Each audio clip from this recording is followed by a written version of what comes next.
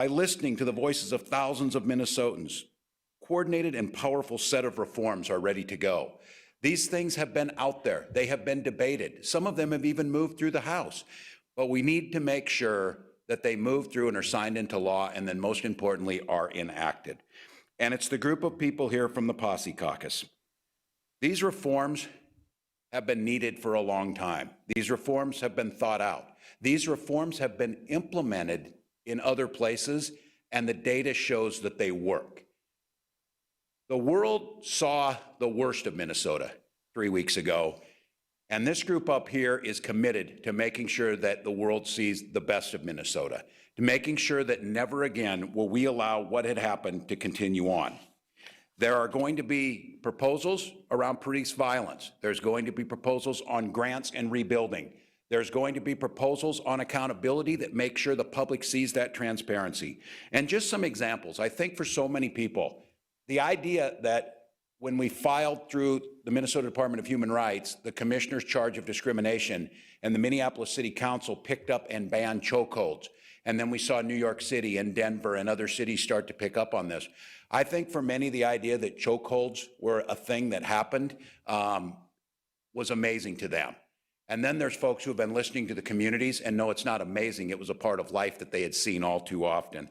One example I would give is, too, when an officer's record of force against members of the community is not gathered and put in a central depository so that we can understand when they apply for relicensing or move to another job, those have to be there. That happens with teachers, it happens with doctors, it happens with lawyers, that there's a record to make sure that you're able to understand what the record looks like. So I am proud to be here today. It's an opportunity for these folks to kick off what will happen tomorrow with an expectation that Minnesota will change the way we do policing. Minnesota will change what accountability looks like, and Minnesota will start to lift up those voices that for too long have felt they haven't been heard. And we need to do it at the legislature. We need to do it with democracy and the people being lifted up. The benefit of that is not only the change that brings to the community, it restores faith that the system can work for them. And with that, I would like to introduce one of the original members of the Posse Caucus, now our Lieutenant Governor Peggy Flanagan.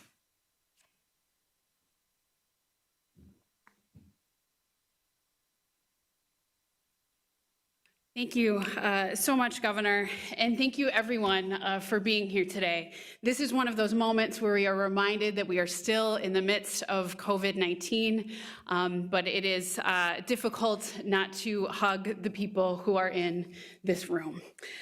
So it's an honor to stand here with you all today, with our legislative colleagues, as we move towards what we hope will be a pivotal special session. We all have a role to play in fighting for justice, for George Floyd and for all Minnesotans who have not been served by our law enforcement and criminal justice systems. Last week, our administration launched a civil rights charge led by the Department of Human Rights Commissioner Rebecca Lucero against the Minneapolis Police Department. At the same time, our judicial branch is hearing criminal charges against the 4 officers involved in George Floyd's murder. And our partners in the legislature will soon unveil a package of police accountability measures that will move us towards a system where no one has to fear for their life at the hands of law enforcement. Our work is far from done. We must stand united as we take these steps towards justice. As one of the founding members of the People of Color and Indigenous Caucus, we recognize that the experiences of systemic racism were not the same, but they are connected, and we are all connected. The priorities that are being discussed today are not new, although some people are just hearing about them. They're not new, but they carry the weight of this historic moment. I hope that this time is different and that our legislators not only hear these proposals, but finally act on them. Thank you. And with that, I'd like to introduce Speaker Melissa Hortman.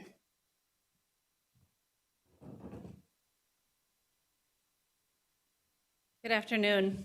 It's a pleasure to be here with all of you and with a former member of the Posse Caucus and a former member of the House of Representatives, Lieutenant Governor Flanagan, and the Governor.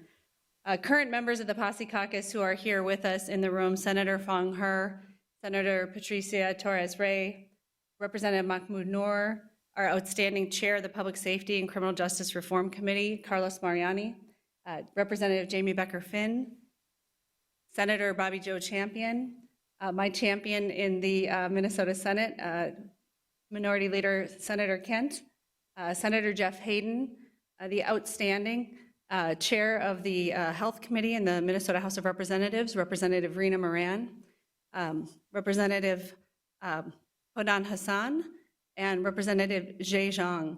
That's not the entire Posse Caucus, but it's a pretty good representation. You know, Minnesotans have come out by the thousands to raise their voices in support of justice for George Floyd and for Philando Castile and for so many others. We must work together to enact change so that our communities can be safe and just for all of us.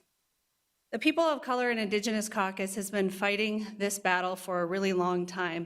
We had a very memorable floor debate in 2017 where we talked about how important protests are. There was a proposal to make the penalties enhanced for protesters and send anybody who was protesting on a freeway to prison for a year. And the members of the People of Color and Indigenous Caucus talked about the value of protest and how important protest is. And no one more eloquently than Representative Rena Moran, who said, "I am the great-granddaughter of a slave, and I am here to tell you that the laws are not always fair and just for everyone. Some people have to protest to change the laws so there's fairness and so there's justice. We can't just take a few steps and say that we've done something. We can't just ban chokeholds and make the duty to intervene that's already policy in 81 of 87 counties, the law of the entire state, and then pat ourselves on the back as though we've done something. Minnesotans are asking us to be big and bold and make systemic change, and we are ready to do that in the Minnesota House. With that, I'd like to introduce Senator Kent.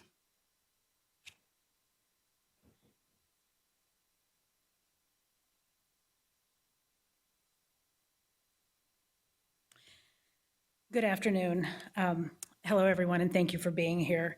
As you can see, we are all gathered here to take a stand, to say no more to police brutality and racial injustice. And I want to take a minute to recognize how communities across the entire state have come together in the wake of George Floyd's murder to speak up, to denounce violence against the Black community, to help clean up, donate food, and volunteer. It is a powerful reminder of our ability to come together, to gather, to care for each other. And it is how we must now continue to move forward as a state.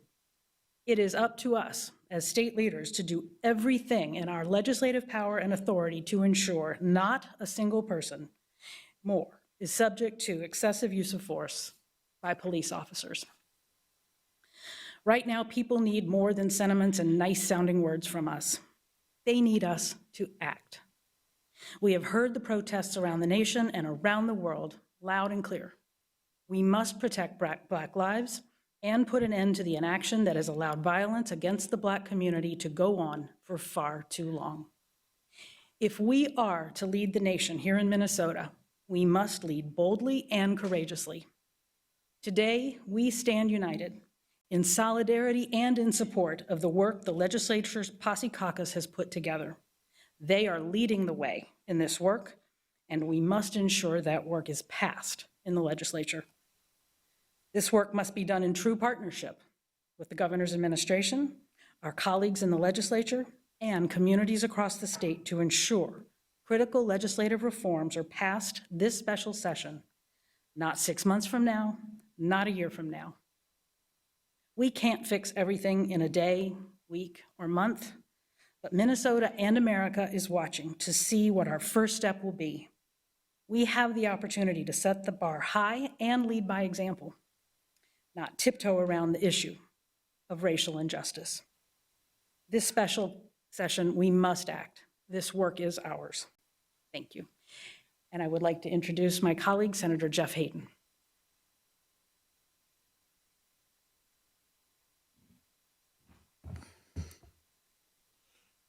Good afternoon, Senator Jeff Hayden, Senate District 62, which is in the heart of South Minneapolis. When the news broke and the video of the incident was circulated, and the world watched a horrific image of George Floyd pleading for his life while being held down by a Minneapolis police officer, I was both speechless and outraged at the same time.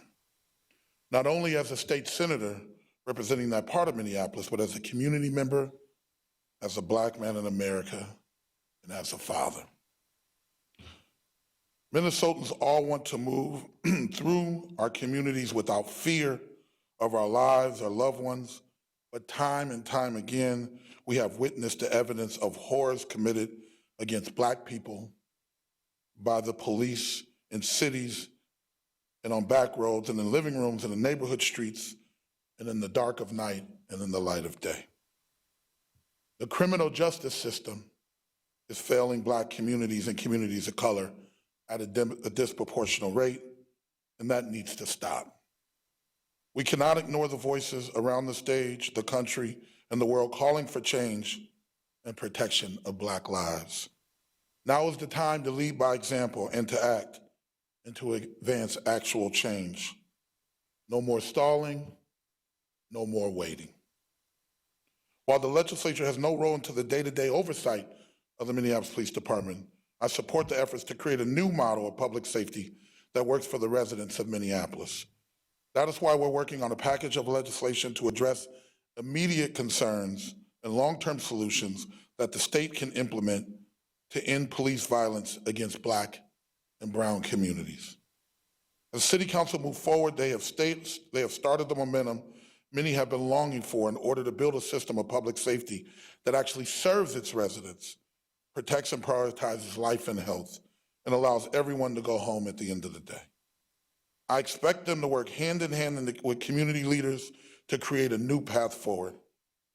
It's up to us in the legislature to make transformative change that brings Black and brown people, no matter where they live, whether it's in greater Minnesota, the suburbs, or right here in Minneapolis, St. Paul area.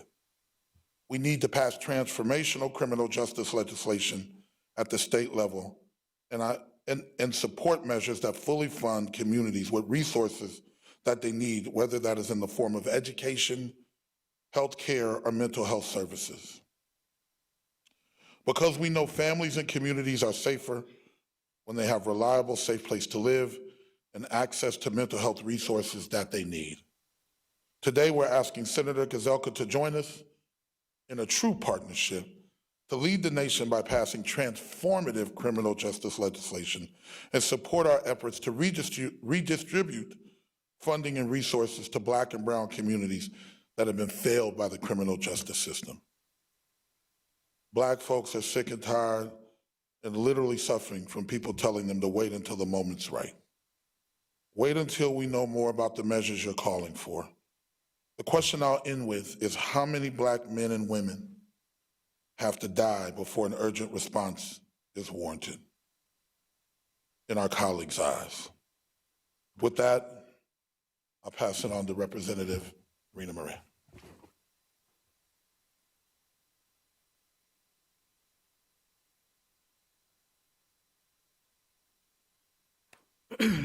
Good afternoon, everyone. Rena Moran, representing District 65A in St. Paul.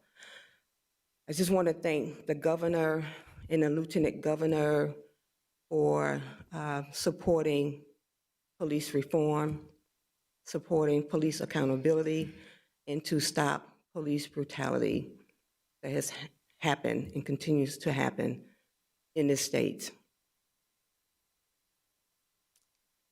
As not only as a legislator who believes that the laws and policies that we have had our police officers working under, that protects our police officers when bad actors show up and use deadly force, is unacceptable. And so, along with the governor and lieutenant governor and the legislature, we are introducing bills that we believe will help keep bad actors accountable for actions that are wrong. We are looking at legislation that gets to the roots of protecting bad cops. We all know that not all cops are bad, but we also know that not all cops are good. And the bad cops make the good cops look bad, and the bad cops make the institution look bad and distrustful. We live in two worlds, some of us. We live in a world where some of us sees the police as law-abiding, doing their job, there to serve and protect. And the further you get out the city into the rural community, we see, and I hear my colleagues and others from the rural community talk about, you know, how wonderful the sheriffs of the towns and police officers are. You know, they live in the community, they know the families. We probably go to the same church. But I tell you, that is something that the Black community wants to see and feel too. That is something that we need. We need that connection. But for us, for my sons, for so many others, if we walk down the street, we ride our kids, ride our bikes, or whether we're driving a car, to have a police officer come up behind us makes us tense, makes us sweat, makes us fearful, not because we're doing anything wrong, but because of the interaction and relationship that we have seen that comes from police officers. And so when bad people do bad things, they have to be held accountable and not be protected.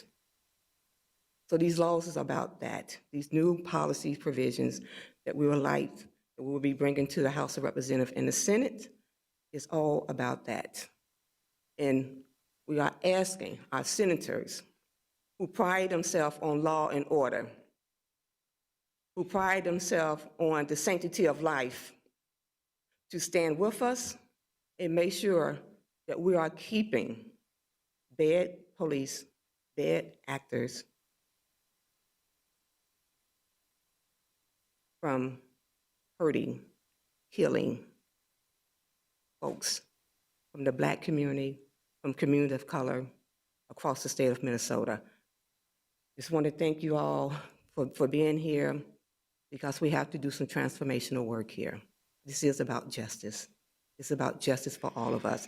And I stand with a governor and lieutenant governor that says that they're looking to make us a one Minnesota.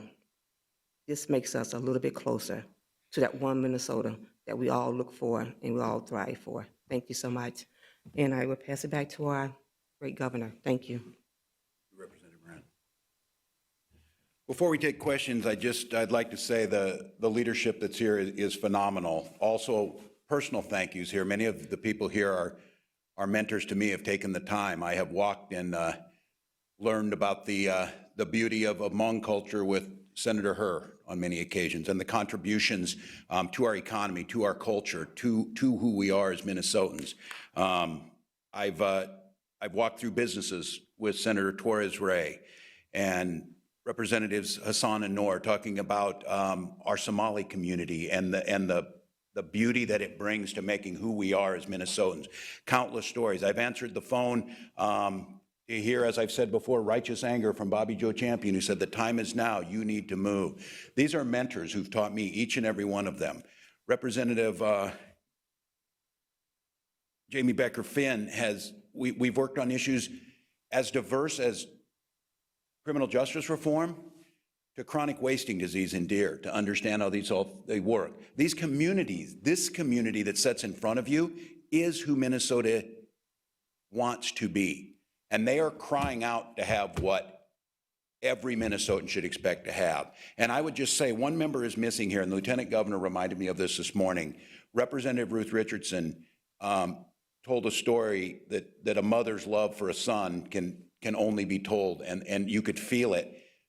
But the sense of fear to having a teenage son and having to have that talk, and the gulf between thinking how she viewed Minnesota and how I do with a white teenage son, and simply asking for nothing special other than a mother's peace to know that her son can walk in Minnesota with the same sense of pride, dignity, and security. That's all we're asking for. And that's all that we can ask to get done in this legislature. So I would encourage the press to ask of the experts that are up here. Carlos and others have spent the last year and a half teaching me and teaching our administration about what needs to be there. They are the experts, and it's coming from the community. And with that, I would open it up for questions.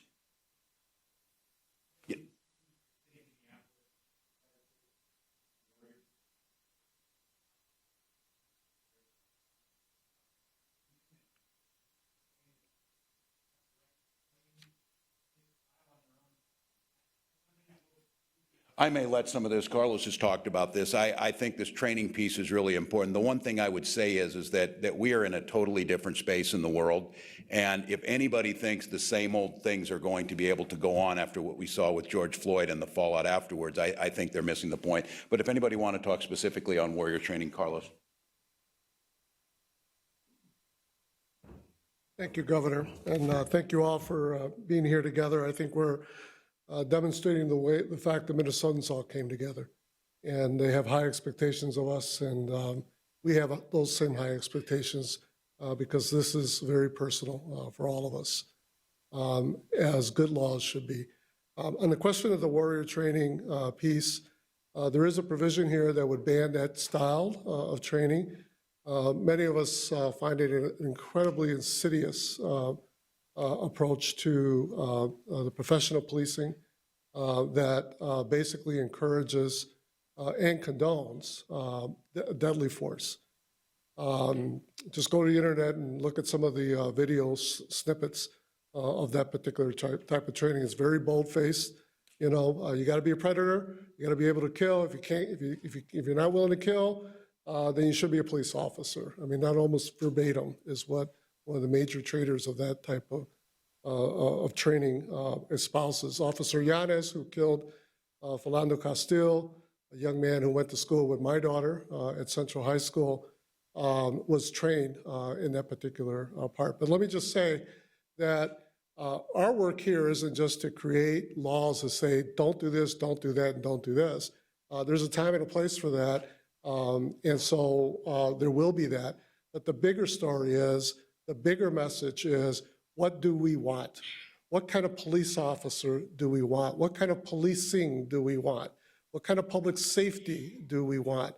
How do we partner powerfully and effectively our licensed law enforcement personnel with community members who are experts, who know their communities, who have those relationships, who know Philando, who knew George? How do we do that? I think that's what the people are asking us to do. And if we can create that, then we don't have to come up with a long list of don't do this particular type of training. It's not enough to tell people what not to do. It's important, particularly for our public servants, to express powerfully what it is that we expect of them, how we want them to reflect our values of valuing the sanctity of life and respecting the human rights of all individuals. So that provision is in here, but look at the bigger picture in terms of laying out both a vision and a beginning process for us to build a whole different type of public safety system in the state of Minnesota. Sure.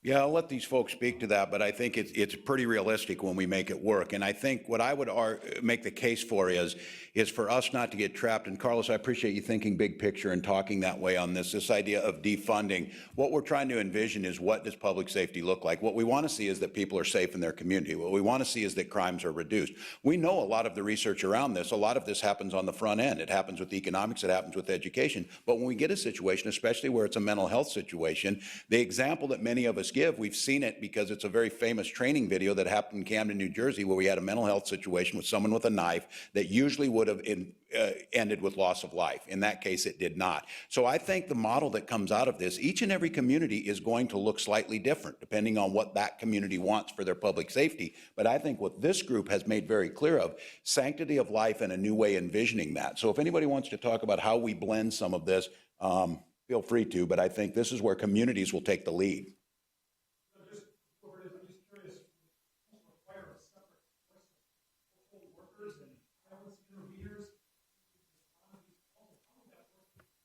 Well, here's what I would tell you is when it comes to social workers, I've been talking about this forever. I think we talk about Minnesota, and I oftentimes point the rosy picture of where we rank on certain things. You've heard me say this as a teacher, we rank last on school counselors and social workers. So one of the things is of trying to find those people, trying to have them out there and trying to have them integrated into real life. I think it's, imagining that we're going to have a call up and that police are going to rush and social service folks are going to rush. I don't think we're thinking creatively enough to look what our communities look like, what we're asking for. And I think there's a strong argument out of this that if we continue to chase our tails and don't fix the big stuff at the front end, the economic inequities, the educational inequities, those are the things that lead to a lot of these situations. So I don't know if anybody wants to speak specifically. Rena? So I'm going to give you a concrete solution. So in the city of St. Paul, there were a group of young folks hanging out on 5th Street. They had nothing else to do. We're closing our parks. We don't create jobs and opportunities. Closing, libraries hours are cut in half. They have nothing to do. They're hanging out in downtown St. Paul, getting calls from business owners because they are disrupting, causing, as the business owners would say, causing, chaos for their patriots. And so there's a group of community members, and they called themselves the community ambassadors. And so what they did, they partnered with the police. Instead of the police showing up, taking them down to detention, and making them part of the criminal justice system, what they did was that they would go themselves, someone who looked like them, who they trust and who they trust would show up, become a mentor to them, give them resources, make sure they're doing well in school. And one of the bigger things that happened with this is that the businesses downtown, these community ambassadors worked with the businesses to give these young folks a job. Just a simple job, right? In the beginning, we had the business saying, no, we don't want to work with these kids. No, you just need to get rid of them and, take them in, do what you need to do. But a business took a risk. And another business took a risk. And another one took a risk. And they all gave them jobs. It was just a part-time job, making, minimum wage. But it was something for them to put into their pocket to buy a pair of gym shoes if they needed a pair of gym shoes. Research-based, evidence-based, and what we saw happening was that when I carried this bill a few years ago, it was the business owners who became one of the biggest champions of what was happening with community members leading in the community. Instead of the police coming in and creating this whole system of incarceration, bad attitudes, and all the things that happens when police show up. And so that's what we're talking about. We're talking about community members working in partnership with the police officer to create the safety that we need and we want in our community. I hope that was helpful.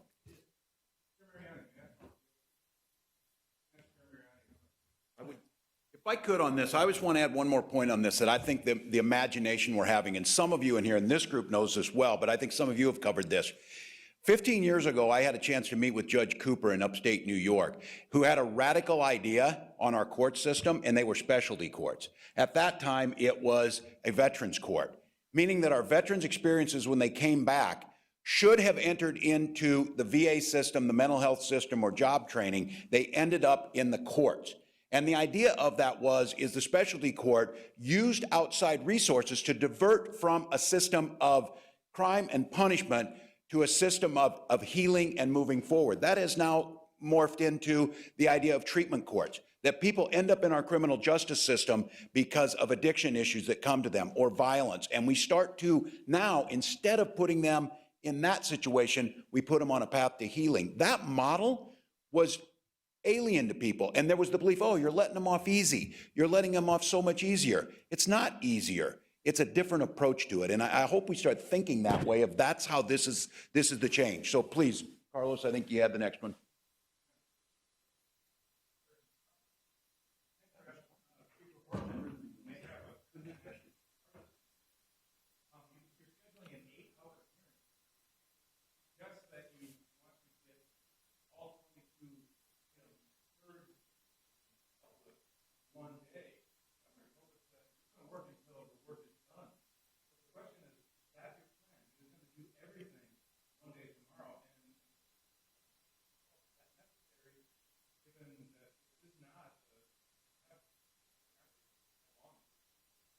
Yeah, thank you for the question. No, it's not our intent to accomplish everything in a long day. It is certainly our intent to hear the voices of Minnesotans, and we strongly suspect that there will be lots of Minnesotans, just like there were lots of Minnesotans who came out over the last couple of weeks, including suburban moms who showed up in our state capitol on our streets here to demonstrate peacefully. And so part of what we do in the legislature, and we do it proudly, and it takes a lot of patience and the willingness to sit for a long time and to keep your mind and your hearts open genuinely, is that we listen to the people of Minnesota. That is the beauty of our democracy, of our decision-making, so that you don't just have folks who are disconnected from the realities of the everyday people who live in our state. And so the intention tomorrow is to be able to roll out the technical language. We're going to come back in a few days. Our process is that will be amended and changed. I've got some amendments as well. I've never introduced a bill on day one that looks like the same bill on the last day when we finally get it signed. So we're going to do that process, but an important part of that process is to listen to the voices of the people. And I'm thinking we're going to be there for quite a while, and quite honestly, it's going to be a privilege to be able to hear that. Let me just add one more thing very quickly on this issue of community-led, community-centered policing. When bad things happen in a community, when a crime or something leading to a crime happens, what that tells you is that there's something broken in that community. And when anything breaks, what you want to do is you want to fix it. You want to mend it. And depending on what that break is, you're going to use one tool, or if it's another break, you're going to use another tool. And that's what we're talking about here. And this is not a brand new concept. Not only nationally, but internationally, this is a core thinking of public safety, that it should be community-centered, so that when there's something broken, you bring in the tools needed for that situation. There very well may be times when you need someone who's an armed, licensed, professional peace officer. But more often than not, we're not talking about things that just landed from another planet and that we have no understanding of how to deal with. We're talking about the things that Representative Moran talked about. I think the people are fascinated. I think they get it. I think they want it. They have already that rich experience to do that, because the alternative with the one-dimensional approach, of a heavy use of force and the ability to use deadly force to solve every single problem is only going to be, particularly in a society that is unfortunately been handed this incredible racist legacy, is what we saw a couple of weeks ago with George, that we saw with Philando, and that we just see over and over and over again. So just to put a little bit more character and description around what we mean by community-centered policing.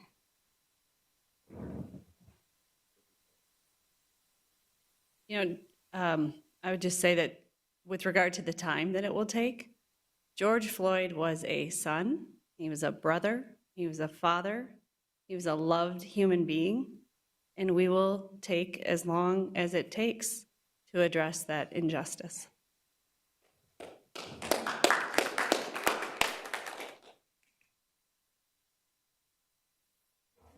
Oh, sorry, Esme.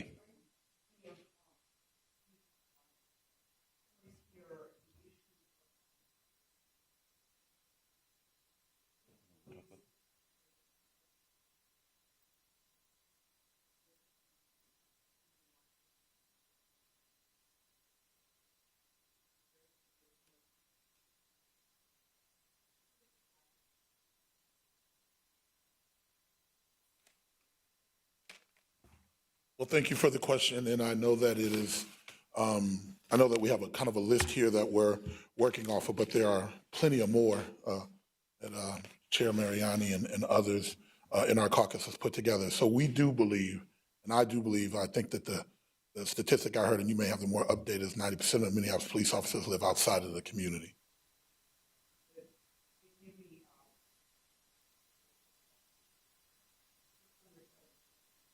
Just under, so that's more. So 93% live outside. Okay. I didn't major in MASH, but I got you there. So I think we're in the same point. So I think that we want to have law enforcement officers that know our community. I think that we want them to be active in our community, and we think that if that's so, all of us live in our community. We represent our community. We have to go to the grocery store. We have to go to the pharmacy. Well, there ain't many pharmacies left in my district, but as they come back, we have to go to the pharmacy. We have to interact with our community. And so we think that along with all of the measures that we're going to put through in the transformational redesign that the Minneapolis City Council is working on, we really believe that this idea that there's a prohibition that you can't set the number. And that really gives local government the idea to set a number, but the idea that you can't mandate it really is counterintuitive to me, and I'm not sure what former Representative and Sheriff Stanek had in mind, and I wasn't in the legislature. However, we think that that's a really important notion, that local government can set those numbers, and we think that that really helps with the relationship that law enforcement, as we move forward, has with the community.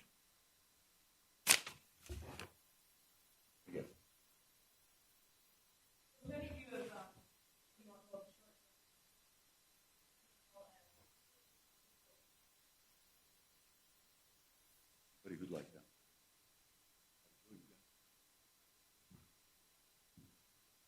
that? State Senator Bobby Joe Champion from Senate District 59. I think whenever you think about real change, you think about what needs to happen expeditiously, and then you have plans for long-term opportunities as well. And I think it's important for us to remember that what we're trying to do is have a comprehensive discussion about what needs to happen in order for there to be real change.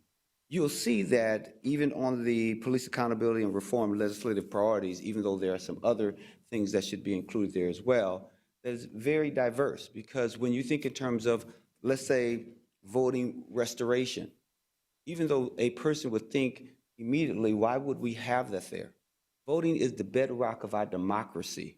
And we should want to make sure that a person's voice is being heard at all times, no matter if it's local elections, school board. People should be heard.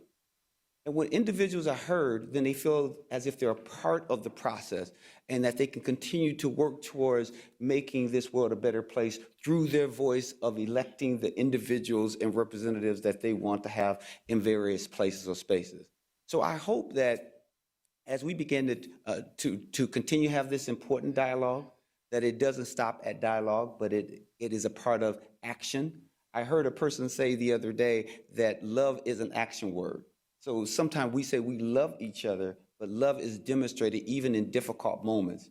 I often think about one of my favorite phrases that Martin Luther King stated, even though I can think of others, but one that's really important to me, and I think is really important now, so as we use it as a guiding principle, it says the ultimate measure of the man is not where he stands at the time of convenience and comfort, but it is where he stands at the time of challenge and controversy.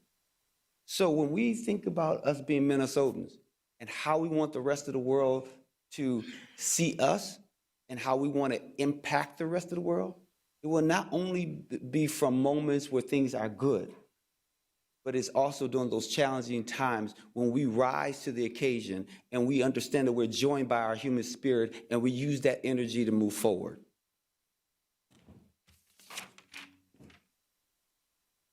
If I may add to my brother, Senator Champion's observations and sharing, specifically, there's a couple of provisions here. One of the ones that I'm, frankly, because I guess I'm a policy wonk, I'm really excited about, is the work that actually our committee pushed something like this out a year ago.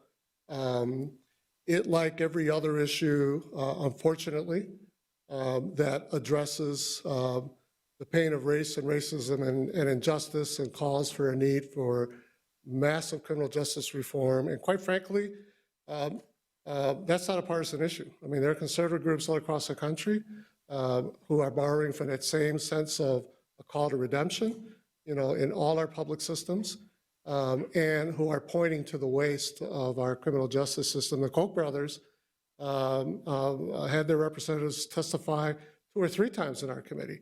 Once, I had to take a picture sitting right next to the ACLU in unison. And yet, the Senate did absolutely nothing. My hope is that this year, the Senate will see the light because the light's been shown by tens of thousands of Minnesotans over the last couple of weeks, most passionately. And I think it would be irresponsible and foolish of us to not respond to that. But my provision, our provision, that was part of my bill from last year, goes deep into a reform of the Post Board, which is our state police officer standards and training board. When you think about it, it's an incredibly potentially powerful board because it is a licensing board. And so the whole issue of folks forcing locals to negotiate away the ability to hold them accountable largely disappears if the state says, you have to do this, you have to behave in this way, otherwise you have no license. You cannot bargain away what the state says is part of your license obligations. And so, we're diving deep into the board itself. We want to expand its membership so we have more civilians on that. There's partisan agreement on that. We want more diversity on that board.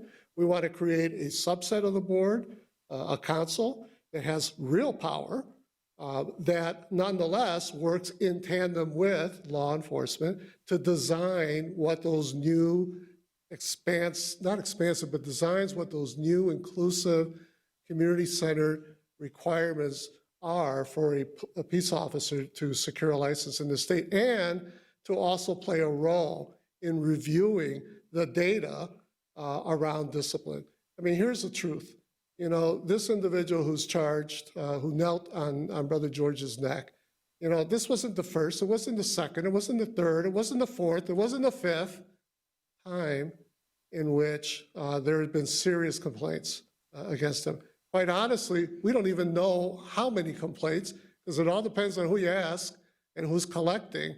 One of the flaws of our system is that we do have transparency under the law for collecting that data and sharing it, but you got to knock on each and every single police department, sheriff department, and local law enforcement to get that data. There's no standardized way to collect that data, to store it, to report it.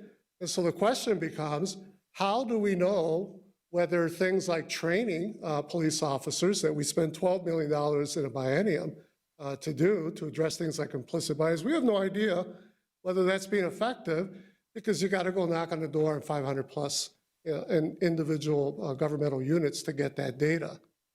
That is at best a flaw. It is at worst a gaming of the will of the people of Minnesota when they pass laws.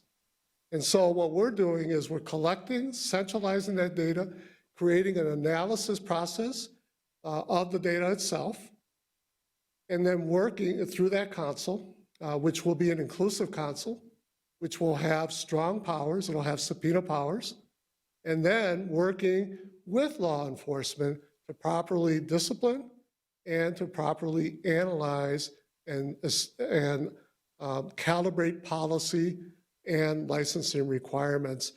It's going to take a while, but that's the long work of how you move systems. And we had this incredible power of the licensing board. The governor said it, you know, I mean, if you're a teacher in this state and you do something bad to a young person, your license is gone, like fast. You know, we have almost the opposite here. This is not a slam on our law enforcement. I have family who are law enforcement. You know, it's, we have a system that's not meant to respond timely, respond in an informed way. And our goal is to be able to create that within the existing structures and strengthen them so people can believe again in things like our law enforcement systems. Yes, sure.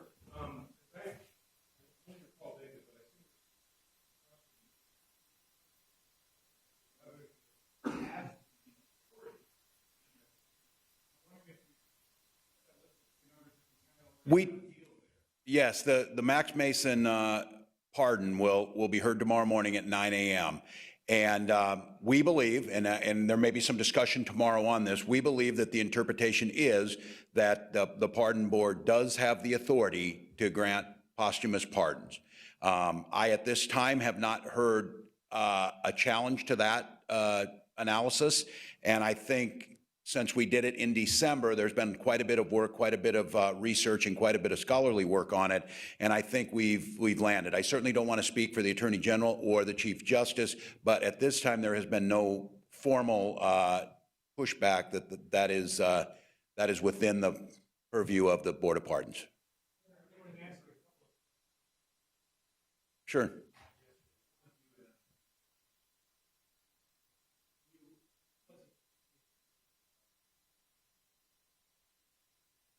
The State Patrol in charge on the ground would have made that, as they always do, assessing the situation where, if it was believed that would have escalated or not, would have been the call. And I don't know who the patrol officer in charge was at the time.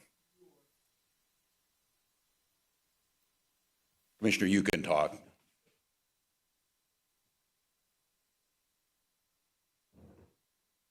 John Harrington, Commissioner of the Department of Public Safety.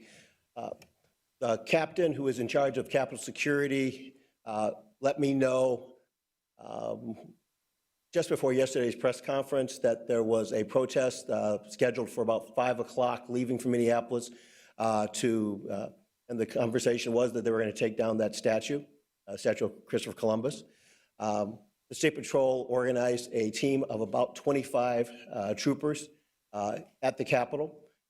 They took the protocol that we have standard, that we've always used. And in fact, it's the protocol that we use regularly when we have protests, to have a senior representative of the State Patrol to go out, talk to the folks that are organizing the protests, and then create what are the rules we're going to have here. Is this a peaceful protest? Is this going to be an aggressive protest? And that determines what our position is. The captain went out with a representative from the Department of Public Safety, Nigel Perrault. He's the Native American liaison from the Department of Public Safety, to have that conversation with the protest leader. As they were having that conversation, members of the group threw a rope around the statue and pulled it off. So, video shows very passive negotiation went on for several minutes. The leader of the group very specifically put a rope around that and wanted to pull it down. He then walked away, the statue attended. He knelt the next day. That doesn't sound any effort made. That bigger group of troopers didn't show up. I don't agree with that. From what I know about this is he went out there to have that conversation. They were having the conversation. The rope went around the statute, and as the statue came down, the troopers were coming out of the Capitol to secure that area. They were not able to get out there in time. Governor, Lieutenant Governor, can you just talk about the destruction of public property, even if it's a symbol? Yep. I would agree with, because very in the Capitol. How people have seen, it appears to many in the public, local destruction without any resistance. They're concerned about the risk. Yeah, well, there will be consequences. This was an act of civil disobedience. The people doing it clearly understood and were prepared to take those consequences. Each of these incidents is deciding, and we've seen it in this room over the last few weeks, the criticisms of being too aggressive with the use of chemical weapons and other non-lethal, and then some cases of being overly aggressive with them. The leaders on the ground have to make a decision that we're in. These people came, and I think I certainly do not condone, nor is this the right way to go about this change. I do think to the public out there, and don't confuse the random burning of a liquor store with an act of civil disobedience. And it doesn't mean that we're condoning the behavior, but I think to understand the motivating factors that were there. I say this as someone from Mankato who has spent every December 26th for the last couple decades down on the Sidon Riverfront where 38 Dakota were hung. There is a lot of emotion around this, as there were with the paintings in Capitol, as there were with Bede-Makoska, as there is with the seal, and I mentioned this yesterday. So I want to be very clear. There will be consequences for this.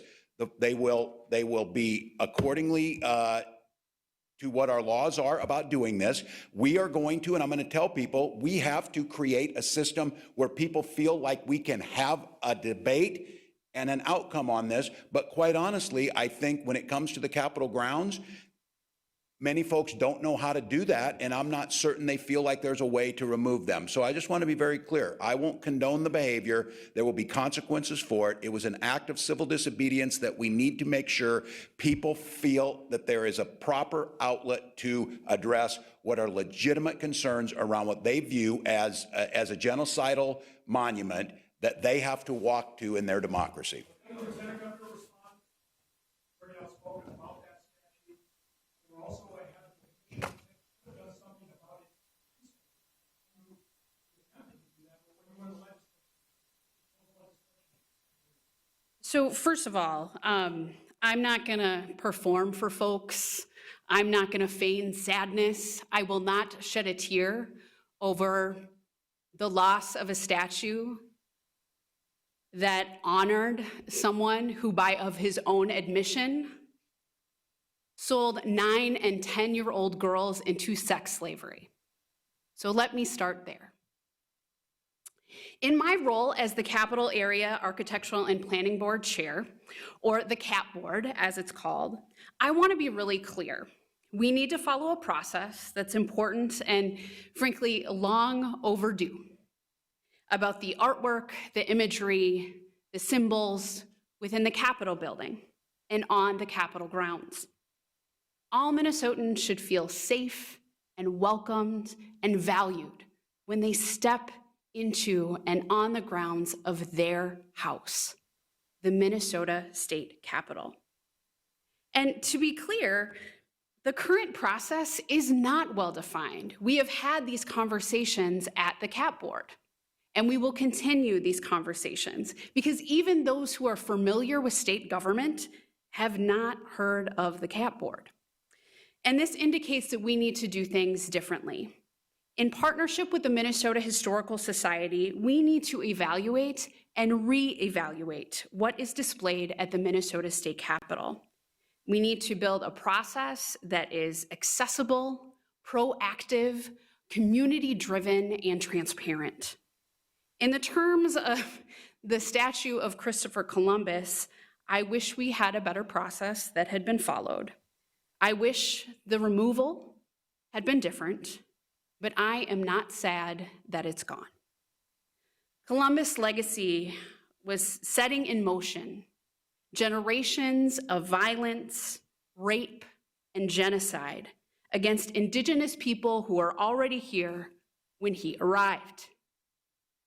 We have this myth of a man that Columbus sailed the ocean blue in 1492. And now my daughter knows Columbus as the man who got lost and hurt people. Placing a statue of a historical figure on the Minnesota State Capitol confers an honor to their legacy. There is no honor in the legacy of Christopher Columbus. To remove a statue or choose not to place one there in the first place is not an erasure of history, but a reckoning with it. And I will just say, we've had these conversations for a long time. To answer your question, Tom, I was one of the co-authors on the need to remove that statue and to rename Columbus Day Indigenous Peoples Day, which I am still in support of. Go ahead, Theo.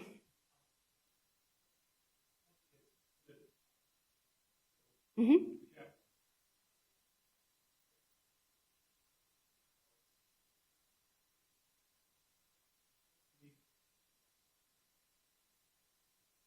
Yes, that's a great question, Theo. Thank you for that. So the most recent meeting that we had was March 10th, where we talked about how exciting it is, frankly, that a statue of Nellie Stone Johnson is about to be added to the Capitol. And I can't think of a better person who embodies the kind of legacy that we want to honor in the state of Minnesota. In November, we talked briefly about the Columbus statue, and now we will enter into a process in partnership with the Minnesota Historical Society. We'll be talking about that later today, about what that looks like, when we'll schedule that. Also knowing that we're in this time of COVID-19, so we'll have to be a little creative with what that looks like. But I am going to say that Minnesota is ready for this conversation. It is clear in this moment that these images, that the artwork, that the pieces, frankly, the state seal that our state was founded upon, have everything to do with this moment that we find ourselves in right now. And even the two paintings that were removed from the governor's reception room when Governor Dayton was in office were placed on the third floor, where there's not as much traffic. And there was some interpretation of that artwork, which was necessary, because not everyone agreed with the depictions in those paintings, myself included. But in some ways, that has been the most Minnesota nice response to how we deal with racism. We're gonna take it out of this room and we're gonna hide it away and we're not gonna talk about it. So we are done with those kinds of processes. It is interesting, and I use that in the most Minnesotan way possible, that I am the head of the CAP board in this moment. I take that responsibility incredibly seriously. I will work in partnership with the other members of the CAP board, along with the Historical Society, to ensure that we create a Capitol and environment where everyone feels safe and welcomed and included, and the very important conversations that we need to have here, that we are creating an environment where people can reimagine and they can dream what is possible together. Thank you.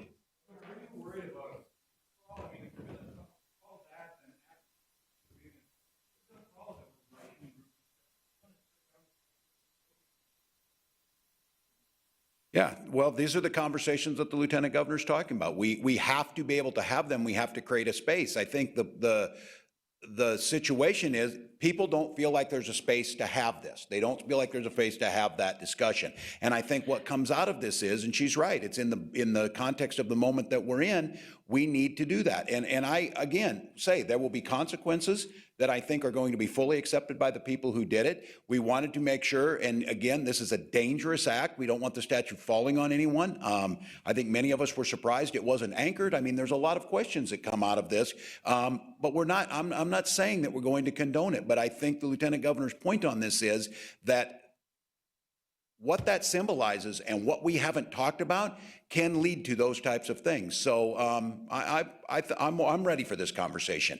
I think those are valid questions to ask. We have to have society that functions in a peaceful manner and that moves forward. But I do think it's important. And if those who want to try and make the case that this is equivalent to randomly burning or looting a store by indigenous people who have been speaking up for generations, the very people who did this have been trying for years to get it removed. That's a very different thing.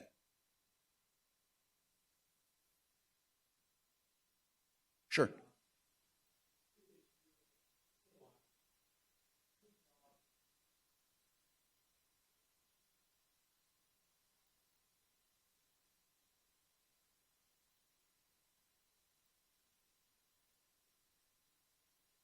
Yeah. Yes.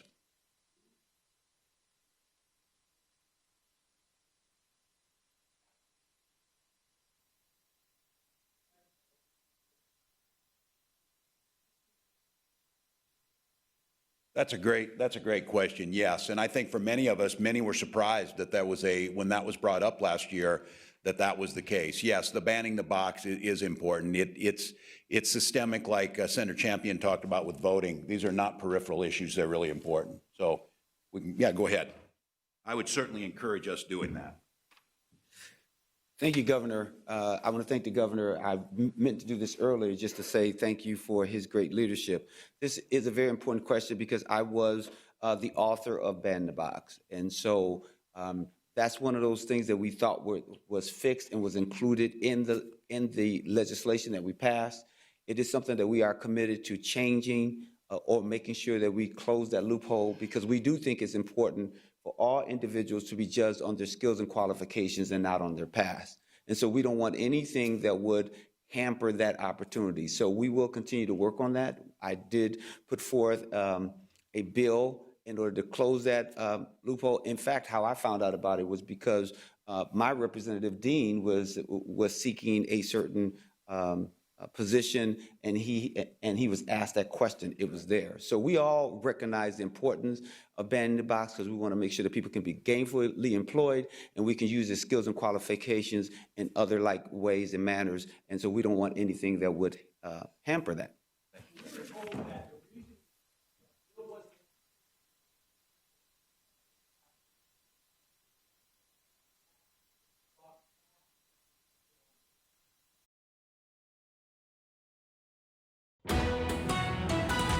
This has been a WDIO News Special Report.